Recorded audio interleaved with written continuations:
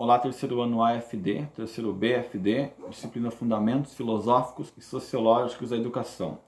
Continuamos com Max Weber. Vídeo anterior eu falei sobre o livro Economia e Sociedade, volume 1, parte 1. Agora vamos continuar falando do mesmo livro, na segunda parte, a economia e as ordens e poderes sociais. É uma parte em que o Weber utiliza muito de sua formação em direito para comentar sobre as relações dos entes públicos, entes privados, e vamos lá, sem demorar tanto, para não gastar, né? Já gastei bastante vídeo com esse autor. Na página 15, se você quiser me acompanhar, o direito, a convenção e o costume, segunda parte, capítulo 1, a economia e as ordens sociais. O direito, a convenção e os costumes, depois diferenciados, de modo algum são os únicos poderes com os quais conta e pode contar como garante de comportamento de uma pessoa. Bom, aqui ele está defendendo que não é possível aceitar que as coisas são como são, não é possível eu alienar a minha vontade unicamente por causa do costume e dos valores vigentes. As pessoas vão agir a meu respeito mais de acordo com a situação do que de acordo com os valores que existem. Na página 15, no capítulo 2, Relações Econômicas, Sociedades, Economia e Sociedade em geral, a situação econômica exige escassez em relação à demanda. Eu já havia comentado sobre isso com vocês, que a economia é a ciência da escassez, e por isso cada investimento que você faz enquanto governo é fundamental ser bem pensado. Quando você vota em alguém que vai escolher o projeto X em detrimento a Y, ele vai fazer o quê? Ele vai investir na saúde ou ele vai investir em fazer um viaduto em um bairro nobre? Ele vai construir numa favela que precisa de uma obra de saneamento básico ou vai fazer uma estátua na entrada da cidade? Então essas questões dependem muito de qual valor o governante vai ter. No capítulo 3, tipo de relações comunitárias, relação associativa em seus aspectos econômicos. Estou lendo o título rapidamente para que possamos avançar o mais depressa possível nessas obras, né? Daí na parte que eu preciso comentar, eu diminuo a velocidade de fala. Ali na página 16, já capítulo 5, a ética profissional das castas que se esforçam para melhorar em suas posições, mesmo nas castas mais desprezíveis. O capítulo 5 fala sobre a sociologia da religião, tipo de relações comunitárias, e de como algumas religiões atrapalham o desenvolvimento de uma economia, desenvolvimento do capitalismo em si. E aqui o Weber ele vai para toda a religião que você imagina. Ele fala desde o hinduísmo, com sistemas de castas e uma segregação, né, que permanece assim. As castas baixas não sobem de castas no hinduísmo.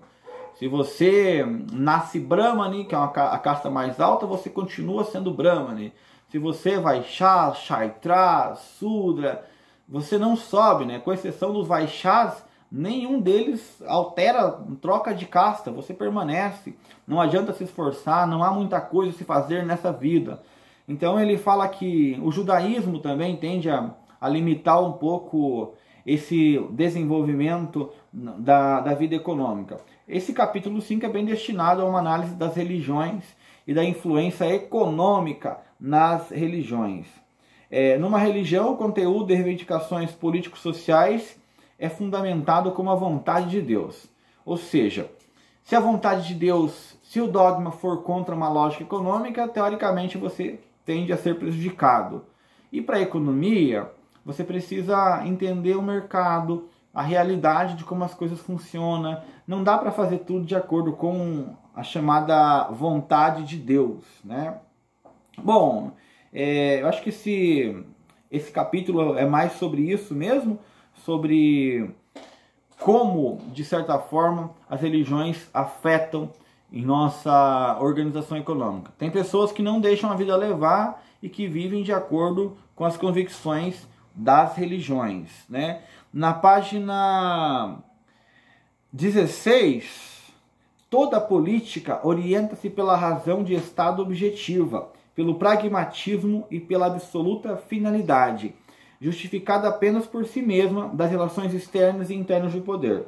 Bom, É o que eu acabei de dizer. A lógica da política deve ser a realidade, a prática, como o mundo está estruturado agora, e não se basear em valores transcendentes, em valores que podem não ser mais condizentes com as necessidades de um determinado país.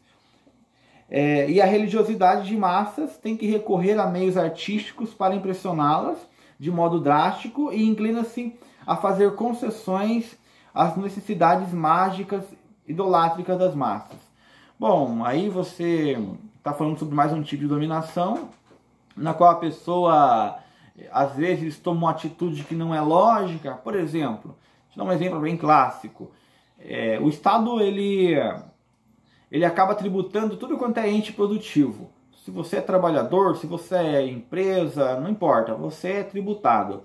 No entanto, abre mão de tributar uma igreja, as igrejas não são tributadas, como no caso do Brasil. Isso é um exemplo típico de uma concessão que o Estado faz em nome de uma coisa ilógica. Porque, por que não tributar as igrejas, né?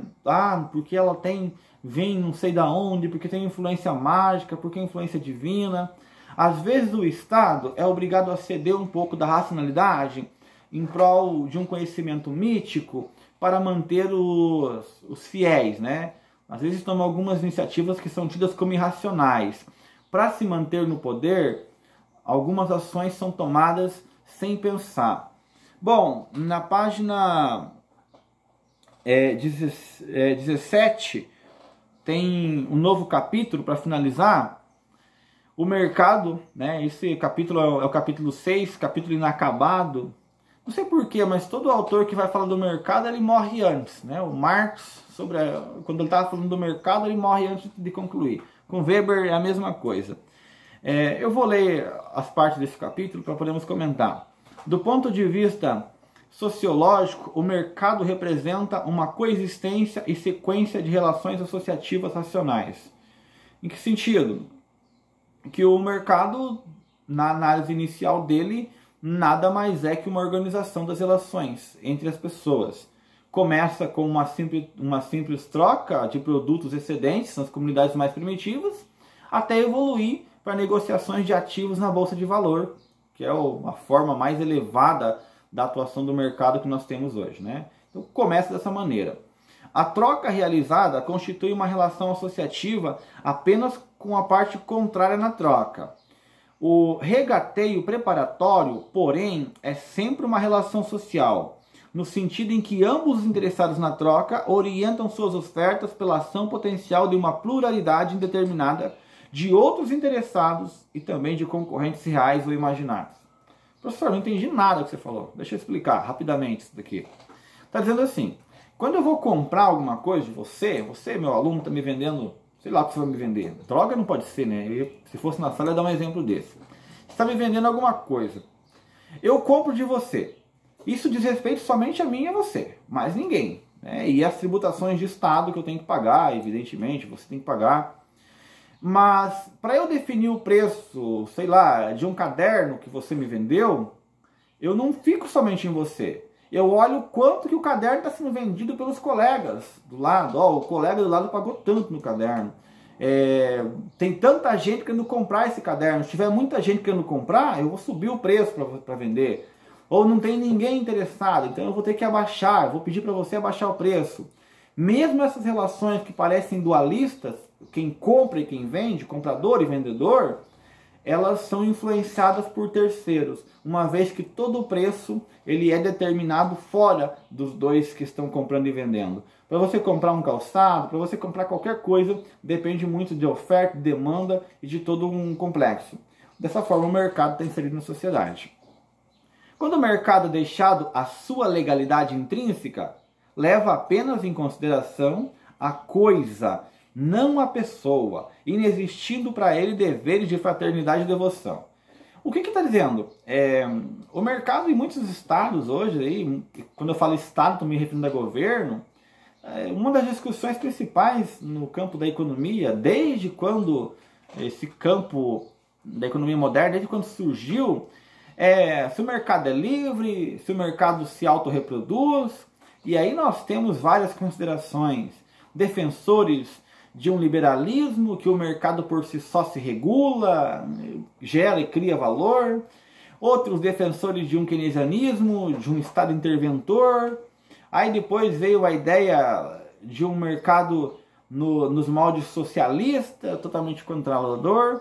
O que o Weber está dizendo é, se o mercado for regulado, se ele for um ente sem controle, se o Estado não controlar o mercado, de certa forma, os interesses do mercado vão ser exclusivamente o lucro. Ninguém quer saber se vai morrer pessoas, se as pessoas vão passar fome. O mercado age em função do lucro. Deixa eu dar um exemplo real. Existem dois bancos aqui na cidade. Dois bancos.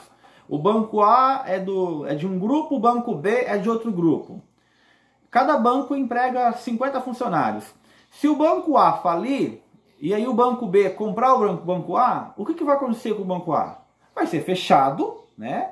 E os funcionários do mesmo banco, do banco A, vão ser demitidos. Por quê? Porque não tem porquê o banco B abrir duas filiais no mesmo bairro, de frente um para o outro. Comprou apenas para fechar aquele banco. Os dois viraram só. É uma lógica da economia. Não importa se os funcionários vão ser demitidos. O que me interessa aqui é o tanto que eu vou poder lucrar. Se você é um administrador e você se preocupa com a situação do funcionário, você vai dar prejuízo para o acionista. O dono da empresa não quer saber. Se você chegar para ele e falar assim, olha, eu tenho uma nova ideia, um novo sistema de produção, vai te economizar 100 funcionários. Nossa, você vai ser promovido. E os 100 funcionários? Não é questão, não faz parte da nossa preocupação 100 funcionários. O mercado não se preocupa com a situação do povo, se preocupa com o lucro. E o lucro implica o princípio que eu falei no vídeo anterior. Maior resultado e menor investimento. É essa a lógica de mercado. A legalidade racional, particularmente a inviolabilidade formal, de uma vez prometido, é a qualidade que se espera da outra parte na troca em que constitui o conteúdo da ética do mercado. O maior pecado da ética, né, no mercado, é você não cumprir o programado. Qual que é o maior pecador na ética? É a pessoa que não paga, é a pessoa que dá calote. Nessa ética contemporânea, quem que é o ser que não existe? Se você não é consumidor, você não existe. É uma ética totalmente diferente. Não respeita a fronteira, não respeita a tribo, não respeita costume, não respeita nada. Só há um valor que é respeitado. A promessa do acordo, né? Contrato faz leis entre partes. Se eu compro, eu tenho que pagar, senão eu vou deixar de ser ético. E você tem que fazer a mesma coisa, me oferecer o produto que prometeu. Essa noção inicial de economia e sociedade, parte 1. No próximo vídeo eu falarei economia e sociedade, parte 2.